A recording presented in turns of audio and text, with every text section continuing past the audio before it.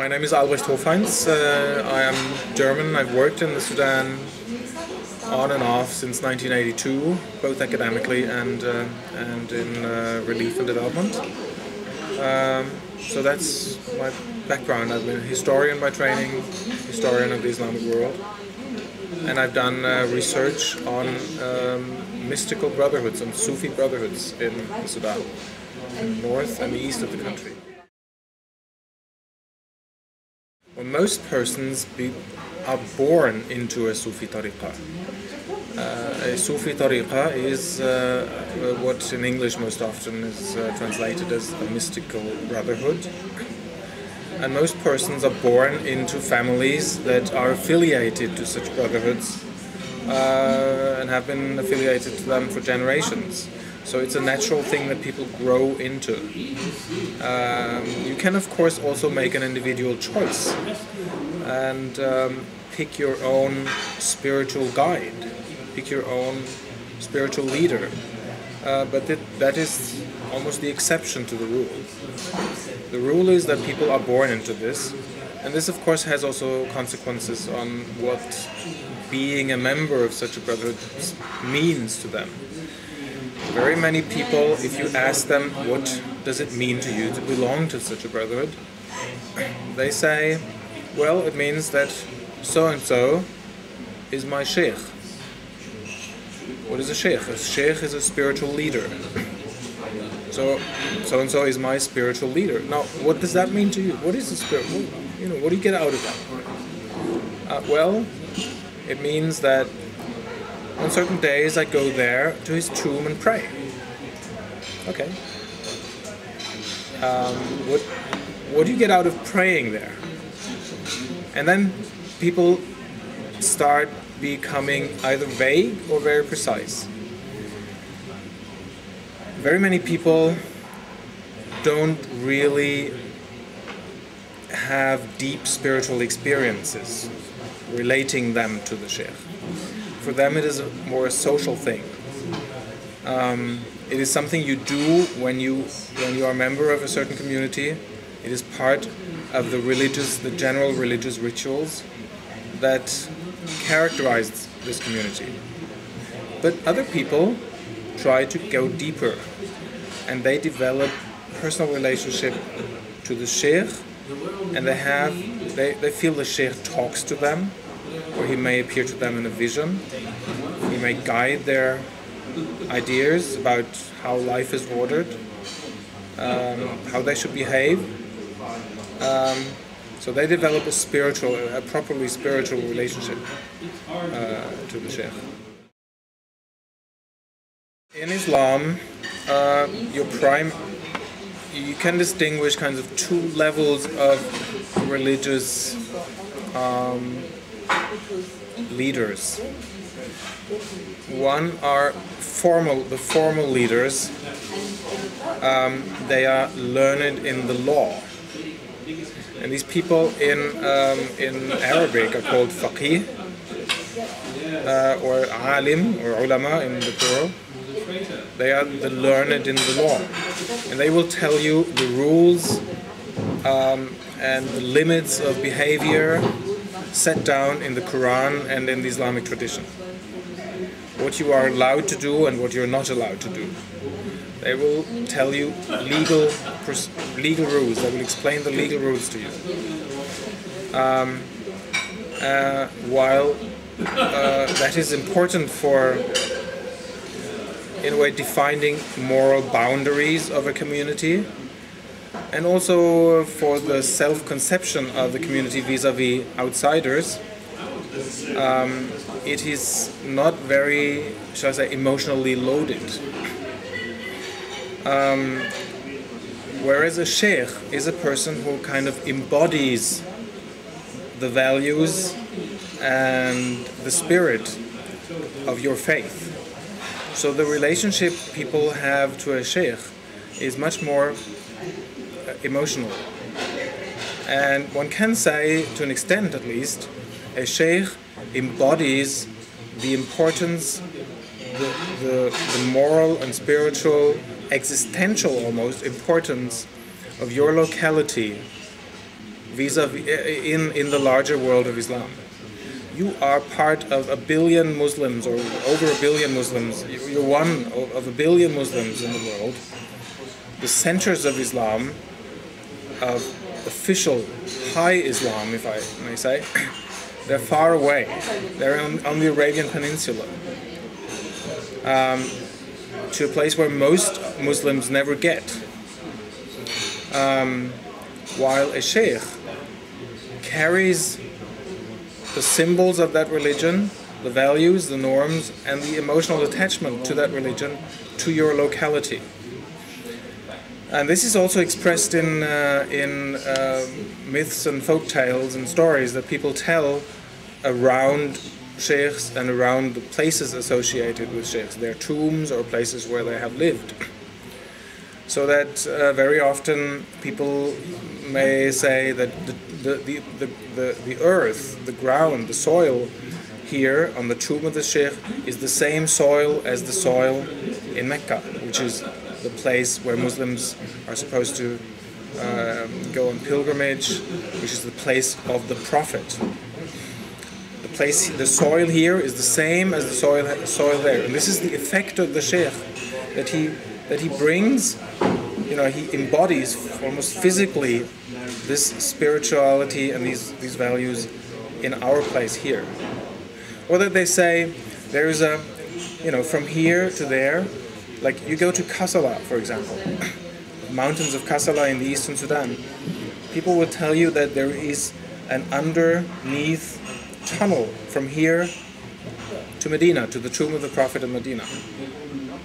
So, you know, they kind of literally tell you stories linking this place to the centers of their religion, which makes our place here significant.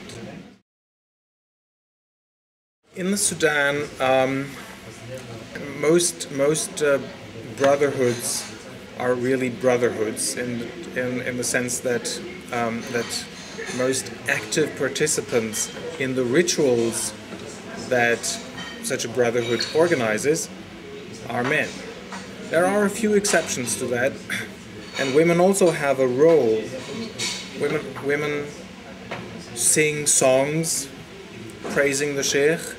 Women perform some rituals at home outside of the public sphere, but the public rituals performed by members of these brotherhoods are rituals which involve first and foremost men.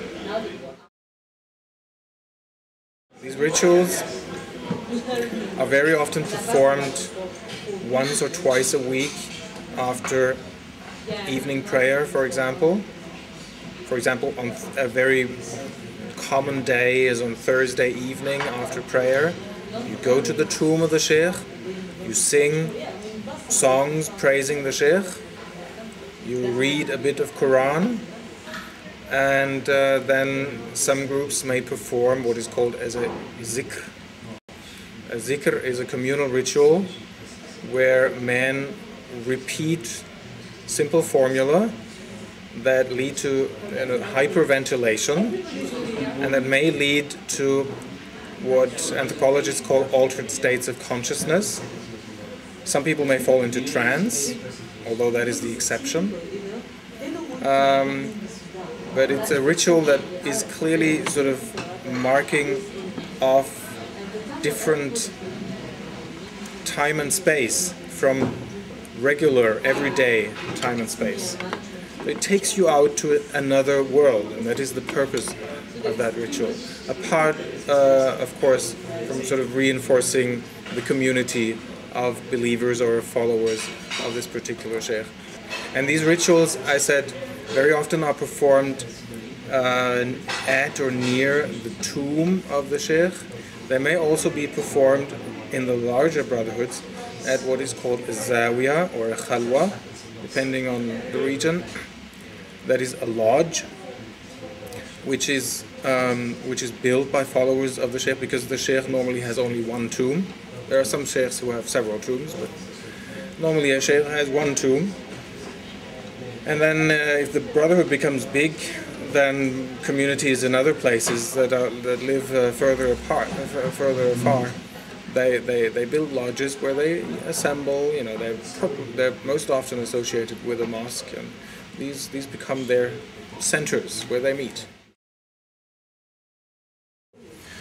Part of the folklore of Sufi brotherhoods and the stories told about these sheikhs or spiritual leaders involve stories that are often, you know, translated. The stories are often, you know, the Arabic word karama used for these stories are often translated as miracles. Now, karama isn't properly speaking a miracle. Karama is a story proving the excellence of the sheikh. Most karamat are stories proving the extraordinary abilities of insight the sheikh has into how the world works, both the social world and the natural world and the spiritual world. And if you analyze individual miracle stories, most of them are not really that miraculous, but they show how the sheikh understands society and how the sheikh can see what is in every individual believer's heart. And because the sheikh has this power, he is kind of like a father figure. He understands all your problems and knows how to solve them. So he can look into your heart and he can bring forth the best qualities of you, like a father does with his children. And these miracle stories illustrate these abilities. Some of them, of course, they may also kind of then, especially if you move away from the immediate social location, the immediate area where the sheikh lives or lived, they may become more miraculous, if you will. But that is not the core of the miracle stories. The core of the miracle stories is illustration of the extraordinary capacities of the sheikh to understand how everything works and how everything should be. The relationship between Sufi or followers of Sufi tariqas and Islamists, as we use the term politically speaking, is very intricate and I would say under-researched. But yes, to give the short answer, yes, this is certainly possible, and Islamists have tried to tap into the networks of Sufi brotherhoods, because Sufi brotherhoods are, first and foremost, they're not about mystical experiences. They're about improving the person, the person of the individual follower. They're about making Muslims into better Muslims. And this is also one of the ideas behind Islamism. They want to make Muslim societies into better Muslim societies. So they have tried to tap into the network of Sufi brotherhoods in the Sudan to say, basically, we want the same thing. And they have had some success, but on the other hand, there were also followers of the mystical brotherhoods who have resented the over-politicization of Islam that comes along with the Islamist project.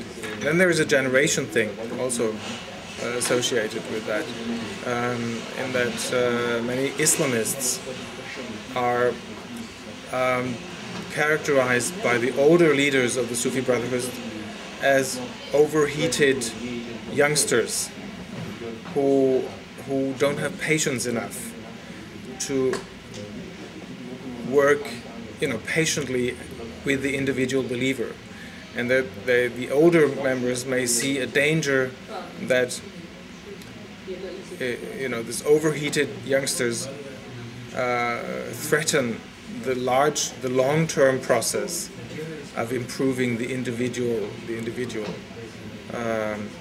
by focusing too much on the state. They ignore the individual.